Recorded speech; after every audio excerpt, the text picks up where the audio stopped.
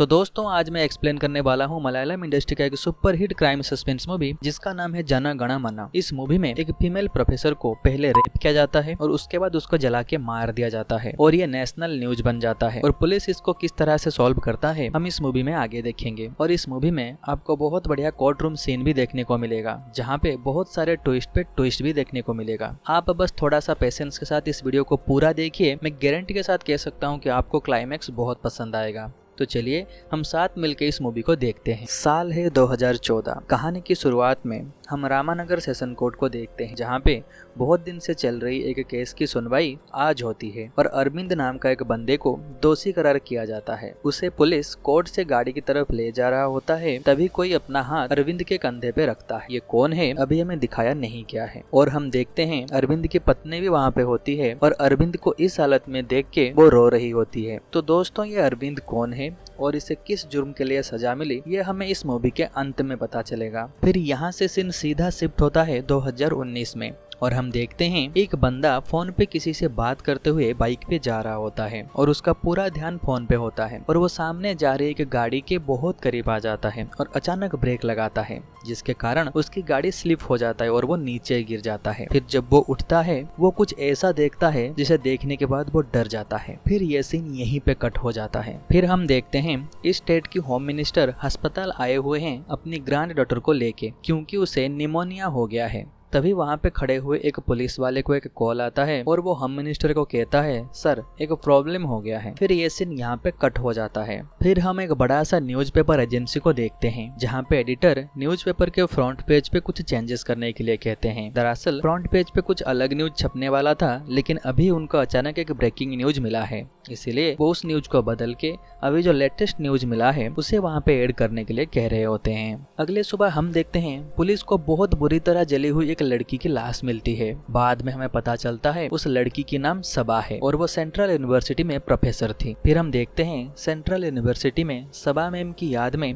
श्रद्धांजलि रखा जाता है, पर इस यूनिवर्सिटी का जो वाइस चांसलर होता है वो बहुत ही घमंडी टाइप का इंसान होता है। उन्हें कोई फर्क नहीं पड़ता उन्हीं के यूनिवर्सिटी में पढ़ाने वाले एक प्रोफेसर को रेप करके हत्या कर दिया गया है। उनको बस अपनी यूनिवर्सिटी की रेपुटेशन के बारे में ज्यादा चिंता थी। वो स्टूडेंट्स को कहते हैं हम जल्दी ही सबा मैम का रिप्लेसमेंट ले आएंगे, आपको पढ़ाई में कोई भी प्रॉब्लम नहीं होगा। क्योंकि सबा मैम सभी स्टूडेंट की फेवरेट थी तो वाइस चांसलर के इस प्रकार के एटीट्यूड को देख के सभी स्टूडेंट को बहुत गुस्सा आता है। फिर वो सबा मैम को न्याय दिलाने के लिए यूनिवर्सिटी में प्रोटेस्ट करते हैं ताकि पुलिस के ऊपर भी थोड़ा प्रेशर बढ़े और वो जल्दी से जल्दी कातिल को पकड़े। फिर हम देखते हैं एक पुलिस स्टेशन में एक कॉल आता है। किसने कॉल किया और क्या बात हुआ अभी हमें ये कुछ नहीं पता। उसके बाद हम देखते हैं बहुत सारे पुलिस वाले यूनिवर्सिटी के अंदर जाते हैं और पीसफुली प्रोटेस्ट कर रहे उस स्टूडेंट के ऊपर लाठीचार्ज करते हैं। उन स्टूडेंट में से एक लड़की ये सारे घटना को अपने सोशल मीडिया पे लाइव करती है और ये सीन वायरल हो जाता है और सारे न्यूज़पेपर और टेलीविजन पे यही दिखाया जाता है कि ऐसे पुलिस पीसफुली प्रोटेस्ट करते हुए स्टूडेंट के ऊपर अत्याचार कर रहा है। तो पुलिस के ऊपर बहुत प्रेशर आता है। फिर हम देखते हैं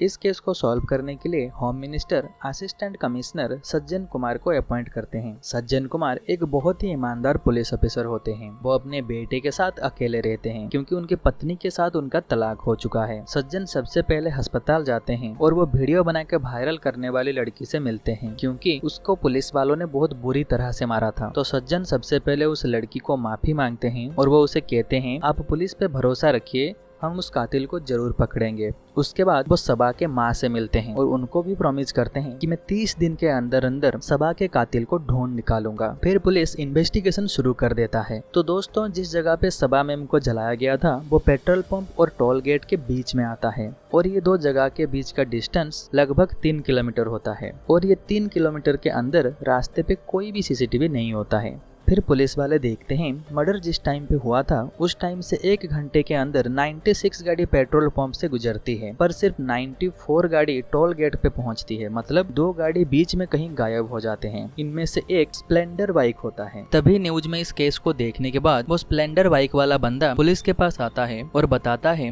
कि उस दिन उसने दरअसल क्या देखा था। उसने देखा था कि 4 लड़के किसी की लाश को जला रहे होते हैं। फिर वो लोग वहाँ से एक ब्लैक कलर का स्विफ्ट डिजायर गाड़ी से चले जाते हैं।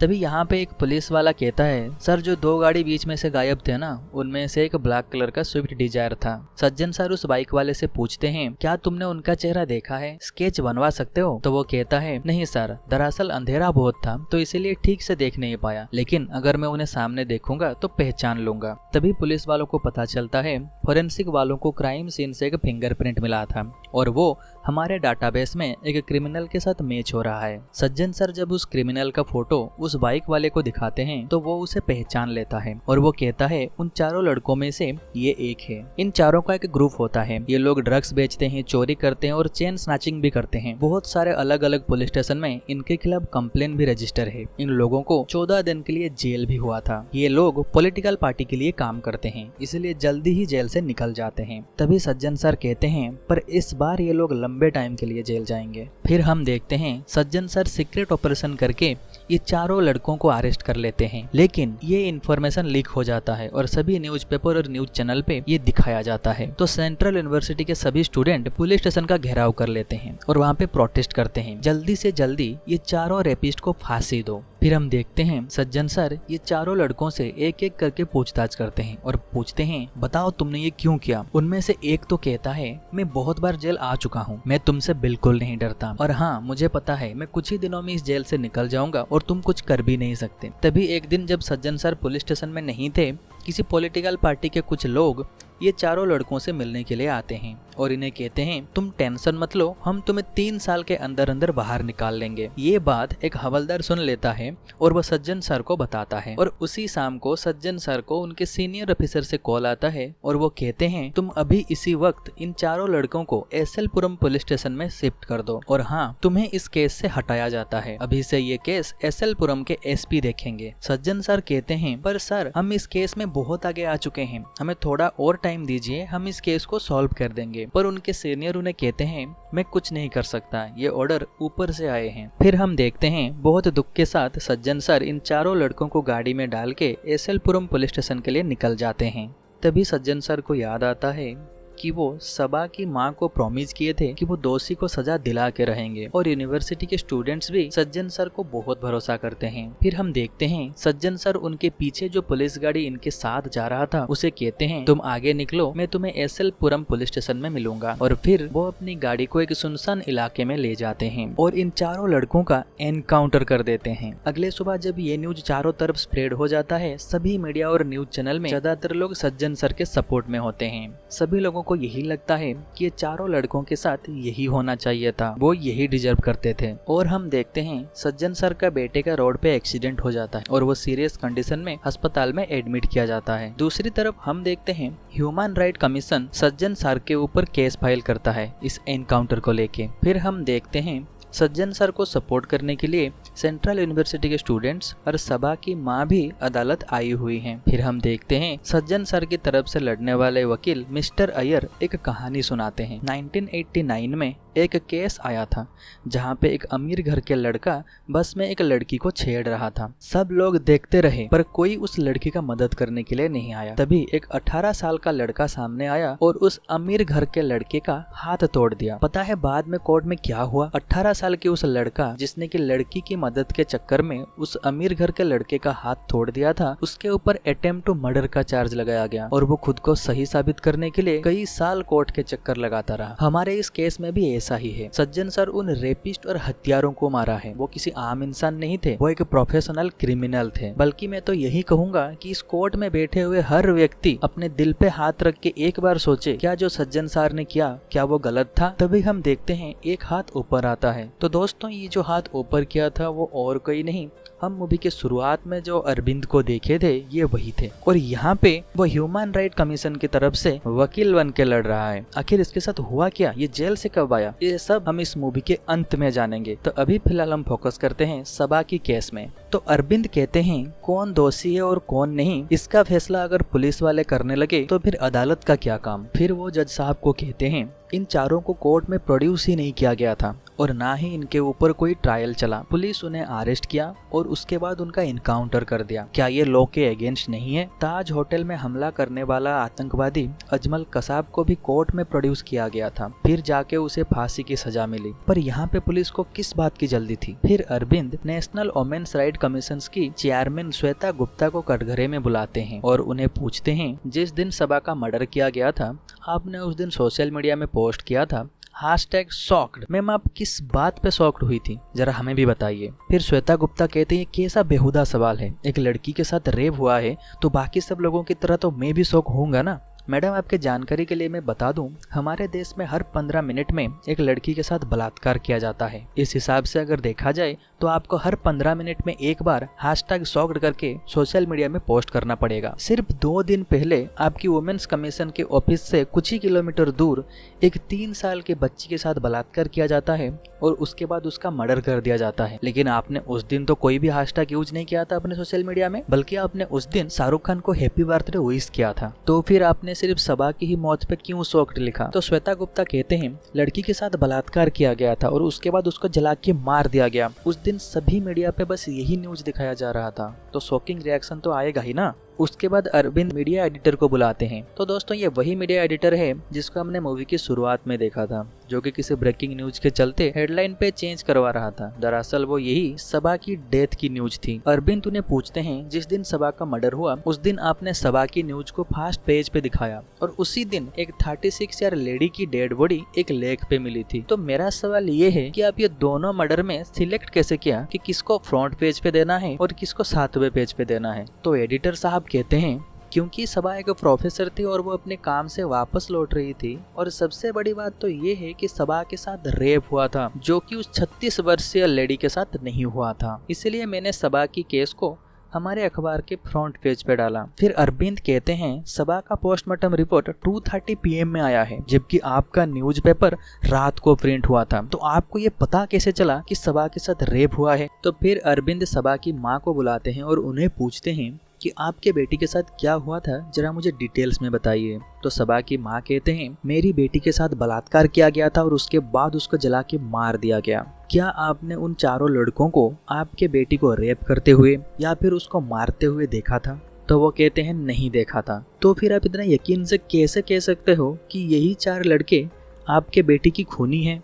फिर सबा की माँ चिल्ला के कहती है कि सभी को पता है कि यही चारों लड़के मेरे बेटी के कातिल हैं, क्योंकि ये मीडिया में बताया गया है। तो दोस्तों यहाँ पे हम एक चीज नोटिस करते हैं, इस केस में मीडिया का बहुत अहम भूमिका है, क्योंकि सभी लोग यहाँ पे जो मीडिया में न्यूज देखते हैं उसी को सच मान के चल रहे हैं। उसके बाद मिस्टर अय्यर जज साहब को कहते हैं कि अरविंद फालतू में अदालत का टाइम बर्बाद कर रहे हैं। हमारे पास तो आई विटनेस है ना, जो कि इन चारों को लाश को जलाते हुए देखा था। फिर मिस्टर अय्यर उस स्प्लेंडर बाइक वाले बंदे को कटघरे में बुलाते हैं और वो बताता है कि कैसे उसने उन चारों लड़कों को उस लाश को जलाते हुए देखा था। उसके बाद अरविंद उसे पूछते हैं आप बस मुझे बता दीजिए ये जो 4 लड़के स्विफ्ट डिजायर गाड़ी से वहाँ से चले गए उस टाइम इस गाड़ी को चला कौन रहा था? फिर वो कहता है कि मैं ठीक से देखा नहीं, अंधेरा था तो इसीलिए मुझे दिखाई नहीं दिया। दूसरी तरफ हम देखते हैं मिस्टर अय्यर कहते हैं इससे क्या साबित होता है, हमने तो उनको लाश जलाते हुए देखा ना, उन चारों में से कोई भी ड्राइव कर सकता है। तब अरविंद कहते हैं इन चारों में से किसी को 4 व्हीलर गाड़ी चलाना ही नहीं आता था। आप 4 व्हीलर तो छोड़ ही दीजिए, इन चारों को बाइक तक चलाना नहीं आता था। तो ये 4 लोग कार कैसे ड्राइव करके वहाँ पे लेके गए और उसके बाद उसको जलाया और उसके बाद वापस गाड़ी लेके आ गए? अगर कोई 5वां बंदा था तो वो कहाँ है? ये चारों लोग तो मर गए लेकिन वो भी जिंदा है, ना उसे पुलिस ने पकड़ा, ना हमने कोई भी मीडिया चैनल पे उसके बारे में सुना। तो ऐसा कैसे हो सकता है कि कोई 5वां बंदा हो लेकिन पुलिस से और मीडिया वाले से ये छूट जाए? फिर अरविंद विद्या नाम की एक लड़की के पिता को कटघरे में बुलाते हैं। दोस्तों विद्या भी सेंट्रल यूनिवर्सिटी में पढ़ती थी पर उसने 8 जुलाई को फांसी लगा के सुसाइड कर लिया। तभी हम एक फ्लैशबैक देखते हैं। दिव्या ने जिस दिन सुसाइड किया उसी दिन सबा मैम ने उसे लाइब्रेरी में देखा था। तब दिव्या वहाँ पे बैठ के रो रही थी। सबा मैम ने उसे पूछा भी क्या हुआ, क्यों रो रही हो, लेकिन दिव्या ने उस दिन उन्हें कुछ नहीं बताया। पर अगले दिन जब मैम को पता चलता है कि दिव्या ने सुसाइड कर लिया है तो मैम को बहुत बुरा लगता है और वो डिसाइड करती हैं कि वो दिव्या के सुसाइड करने के पीछे का जो रीजन है उसको पता लगा के रहेंगी। उसके बाद उन्हें दिव्या की मोबाइल हॉस्टल में मिलती है। उसको ओपन करने के बाद मैम को पता चलता है कि दिव्या ने वहाँ पे एक सुसाइड नोट छोड़ा है। तो दिव्या ने सुसाइड नोट पे लिखा था कि मेरे मौत के लिए सिर्फ और सिर्फ प्रोफेसर विद्यार्थन ही जिम्मेदार हैं। दिव्या पढ़ाई में बहुत तेज होती है और वो हर एग्जाम में टॉप करती है, पर प्रोफेसर उसे कभी पसंद नहीं करती क्योंकि वो छोटी जाति से थी। प्रोफेसर उसे हमेशा कहते हैं छोटी जाति के लोग हमेशा नीचे रहना चाहिए, तुम्हें बड़ा सपना नहीं देखना चाहिए। तो दोस्तों दिव्या अपने प्रोजेक्ट को सबमिट करने के लिए प्रोफेसर के पास आई होती है क्योंकि उसे प्रोफेसर का साइन चाहिए होता है, लेकिन प्रोफेसर उसे साफ साफ मना कर देते हैं कि जब तक इस कॉलेज में मैं हूँ मैं यहाँ पे कभी साइन नहीं करूंगा। तो दोस्तों अगर प्रोफेसर यहाँ पे साइन नहीं करेंगे तो दिव्या का असाइनमेंट सबमिट नहीं हो पाएगा और वो आगे एग्जाम नहीं दे पाएगा। दिव्या प्रोफेसर से बहुत रिक्वेस्ट करती है लेकिन प्रोफेसर नहीं मानते हैं और उसके बाद दिव्या अंदर से टूट जाती है और सुसाइड कर लेती है। फिर अदालत में अरविंद कहते हैं दिव्या ने सुसाइड नहीं किया, उसे सुसाइड करने के लिए मजबूर किया गया है। फिर हम एक फ्लैशबैक देखते हैं। सबा मैम प्रोफेसर के खिलाफ कंप्लेन करने के लिए पुलिस स्टेशन गई थी, लेकिन पुलिस वाले ने उनका कंप्लेन रजिस्टर नहीं किया। तो सबा मैम ने डिसाइड किया वो डायरेक्ट लेटर के जरिए गवर्नर को कंप्लेन करेंगी। इससे पहले कि वो गवर्नर को कंप्लेन कर पाती, पुलिस वाले ने प्रोफेसर को कॉल करके बता दिया कि सबा पुलिस स्टेशन आई थी और तुम्हारे खिलाफ कंप्लेन करने वाली थी। फिर प्रोफेसर सबा मैम के पास जाते हैं और उन्हें रिक्वेस्ट करते हैं कि मैम प्लीज आप मेरे नाम पे कंप्लेन मत करिए, पर सबा मैम प्रोफेसर की बात नहीं मानते। फिर हम देखते हैं सबा मैम अपनी स्कूटी से घर जा रही होती हैं। फिर अचानक बीच रास्ते में उनकी स्कूटी बंद पड़ जाती है। फिर वो स्कूटी से उतरकर किसी को कॉल कर रहे होते हैं और तभी हम देखते हैं कि प्रोफेसर भी उनको फॉलो कर रहे थे।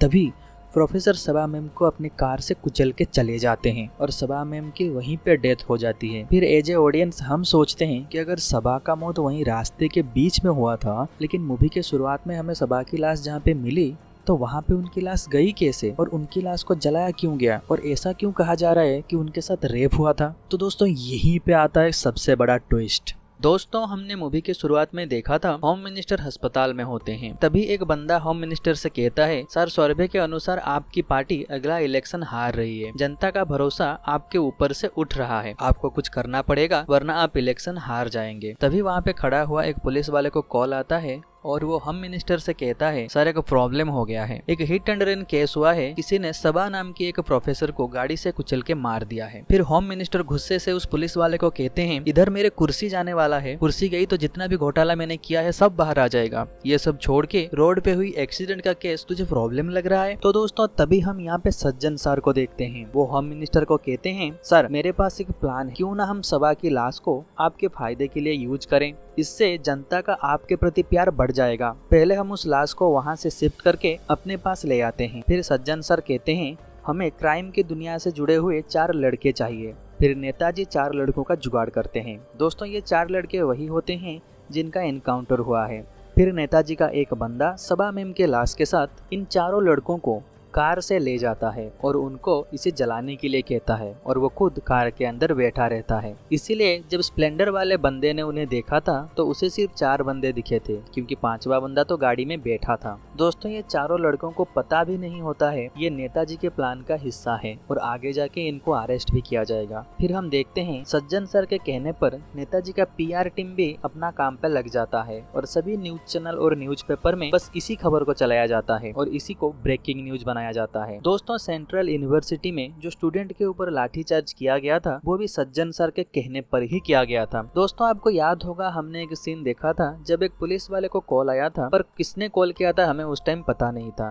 दोस्तों वो भी सज्जन सर थे। उन्होंने कॉल करके कहा तुम अभी जाओ और यूनिवर्सिटी में स्टूडेंट के ऊपर लाठीचार्ज कर दो। यानी कि जिस सज्जन सर को हम इस मूवी के शुरुआत से एक ईमानदार पुलिस ऑफिसर समझ रहे थे वो तो यहाँ पे 1 नंबर बदमाश निकले। फिर हम प्रेजेंट पे अरविंद को देखते हैं जो कि अदालत में कहते हैं सब कुछ सज्जन सर के प्लान के मुताबिक रहा, सिर्फ एक चीज को छोड़ के, और वो था एनकाउंटर। दोस्तों सज्जन सर इन 4 लड़कों को अरेस्ट करना चाहते थे लेकिन इनको जान से मारना नहीं चाहते थे। होम मिनिस्टर के कहने पर सज्जन सर को इन 4 का एनकाउंटर करना पड़ा। होम मिनिस्टर जानबूझ के 4 लड़कों का ट्रांसफर SL-पुरम पुलिस स्टेशन में करवाया ताकि इन्हें ले जाते वक्त सज्जन सर इन 4 का एनकाउंटर कर सकें, ताकि तभी जो पब्लिक इन चारों के लिए फांसी की सजा की मांग कर रही थी, एनकाउंटर के जरिए उनकी इच्छा पूरी हो जाएगी और हमारे सरकार के प्रति उनका भरोसा फिर से लौट आएगा। फिर हम उस एनकाउंटर की सीन को अच्छे से देखते हैं, कैसे सज्जन सर उन्हें मार रहे होते हैं। वो लोग अपनी जान के लिए सज्जन सर के पैर पकड़ के भीख मांगते हैं, फिर भी सज्जन सर उन्हें मार देते हैं। फिर हम प्रेजेंट में देखते हैं वही हवलदार सज्जन सर के खिलाफ बयान देता है और सज्जन सर को जेल हो जाता है और अरविंद भी सभी प्रकार के सबूत अदालत में जमा कर देते हैं। फिर हम देखते हैं वही हवलदार जेल में सज्जन सर को मिलने के लिए जाता है। तभी हम एक फ्लैशबैक देखते हैं। सज्जन सर को पता चल जाता है उनके बेटे का एक्सीडेंट भी होम मिनिस्टर ने कराया था, क्योंकि उस टाइम प्रेस में